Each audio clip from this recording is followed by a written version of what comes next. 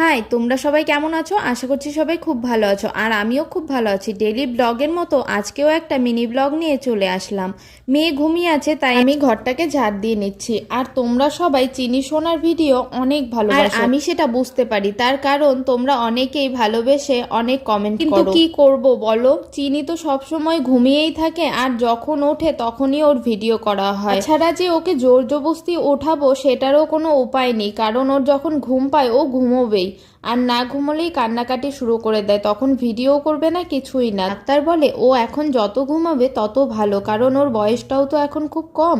তাই আমি ওকে কোনো ডিস্টার্ব করি না, কিন্তু আমি যতটা পারবো চেষ্টা করব ওর ভিডিও দেওয়ার জন্য। দেখো, তোমাদের সাথে কথা বলতে বলতে সব কাজ শেষ হয়ে গেল। সব কাজ বলতে সকালের যা কাজ ছিল সবই হয়ে গেল। সারাদিনে যা যা করি সবগুলোই একটা মিনি ব্লগে দেওয়া যায় না, তাই পার্ট 1 পার্ট 2 করে দেওয়া হচ্ছে তোমাদের।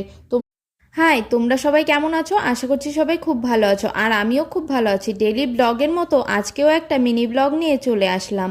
মেয়ে ঘুমিয়ে আছে, তাই আমি ঘরটাকে ঝাড় দিয়ে নিচ্ছি। আর তোমরা সবাই চিনি সোনার ভিডিও অনেক ভালোবাসো, আর আমি সেটা বুঝতে পারি। তার কারণ তোমরা অনেকেই ভালোবেসে অনেক কমেন্ট করো। কিন্তু কি করব বলো, চিনি তো সবসময় ঘুমিয়েই থাকে, আর যখন ওঠে তখনই ওর ভিডিও করা হয়। ছাড়া যে ওকে জোর জবরদস্তি ওঠাবো সেটারও কোনো উপায় নেই, কারণ ওর যখন ঘুম পায় ও ঘুমোবেই।